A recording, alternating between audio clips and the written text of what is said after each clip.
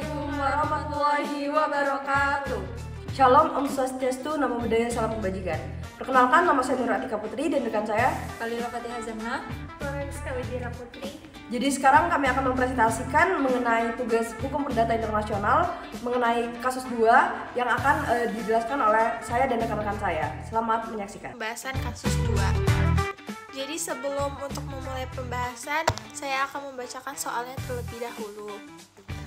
Yeni Savitri, seorang perempuan warga negara Indonesia, dan John Andrew, seorang pria warga negara Australia, merupakan dua sahabat dekat yang sama-sama tinggal di Yogyakarta, dan keduanya baru saja menyelesaikan kuliahnya pada program internasional di universitas swasta ternama di Yogyakarta. Suatu hari, John Andrew menyampaikan niatnya untuk kembali ke Australia, dan dengan berat hati, Yeni Savitri merelakan rencana kepulangan sahabatnya tersebut. Sebelum keberangkatan John Andrew menuju Yogyakarta International Airport, di rumahnya Yeni melepaskan kepergian John Andrew yang menyuguhkan minuman teh manis. Setelah sampai di Australia, John Andrew merasakan sakit perut yang luar biasa dan oleh keluarganya dibawa ke rumah sakit untuk dirawat selama 14 hari. Dengan biaya 500. Dari diagnosa dokter diketahui bahwa penyebab sakit perutnya John karena teh yang disuguhkan oleh Yeni sudah lama kadaluarsa. Setelah sembuh, John menggugat Yeni secara perdata di Pengadilan Negeri Yogyakarta. Berikut pertanyaannya, jika Anda seorang hakim PN Yogyakarta yang menangani kasus tersebut, bagaimana Anda melakukan classification dan apa lex causa yang Anda gunakan? Sebelum membahas kasus tersebut, kita harus membahas definisinya terlebih dahulu yang akan disampaikan oleh teman-teman saya. Sebelum melakukan klasifikasi, kita harus memahami terlebih dahulu apa definisi dari klasifikasi itu sendiri dan bagaimana tahapan-tahapan dalam melakukan klasifikasi sehingga kita bisa menyelesaikan kasus ini. Di dalam hukum internasional, klasifikasi merupakan suatu proses berpikir logis untuk menempatkan konsepsi asas-asas dan kaidah-kaidah hukum tertentu ke dalam sistem hukum yang berlaku. Macam-macam klasifikasi di dalam HPI ada 2 macam. Yang pertama adalah kualifikasi fakta atau classification of facts, yaitu merupakan kualifikasi atau klasifikasi yang dilakukan terhadap sekumpulan fakta dalam suatu peristiwa ditetapkan menjadi satu atau lebih peristiwa hukum berdasarkan kategori hukum dari sistem hukum yang berlaku. Klasifikasi yang kedua adalah klasifikasi hukum atau classification of law, yaitu merupakan penggolongan atau pembagian seluruh kaidah hukum ke dalam penggolongan kategori hukum yang telah ditetapkan sebelumnya. Lalu bagaimana sih proses klasifikasi itu? Proses klasifikasi langkahnya ada 2 macam. Yang pertama, kualifikasi sekumpulan fakta dalam suatu perkara ke dalam kategori hukum yang ada.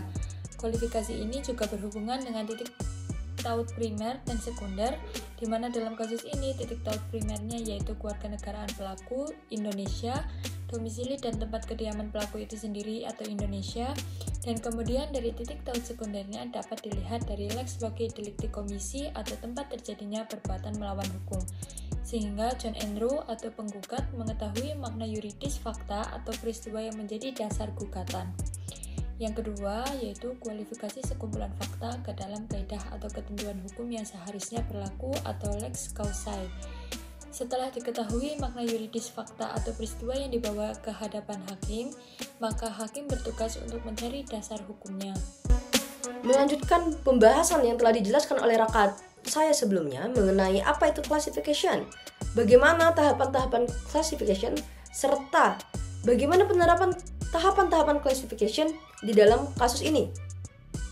Di mana dapat kita lihat bahwa antara classification dengan titik taut primer dan titik taut sekunder itu sangat berhubungan satu sama lain. Di mana untuk melakukan classification, kita harus mengetahui terlebih dahulu titik taut primer dan titik taut sekundernya. Begitu pula dengan penerapan lex causae. Untuk melakukan penerapan lex causae, kita juga perlu mengetahui apa itu titik taut primer dan titik taut sekundernya. Dan kemudian apa kualifikasi hukum atau kualifikasi fakta yang seharusnya berlaku. Sebelum itu kita harus mengetahui terlebih dahulu apa itu lex causae. Lex causae itu adalah hukum yang digunakan dalam menyelesaikan kasus hukum perdata internasional. Lex causae itu merupakan lex fori atau hukum hakim yang diperluas, yaitu sistem hukum yang berkaitan dengan perkara yang dikaji secara lebih relevan. Jika kita dasarkan dari kasus di atas bahwa lex causae atau hukum yang seharusnya berlaku itu adalah hukum Indonesia, dengan alasan karena dalam suatu proses penyelesaian perkara hukum perdata internasional itu didasarkan dengan titik taught primer dan titik taught sekunder, dan kemudian diklasifikasikan atau dikualifikasi hukum mana yang seharusnya berlaku.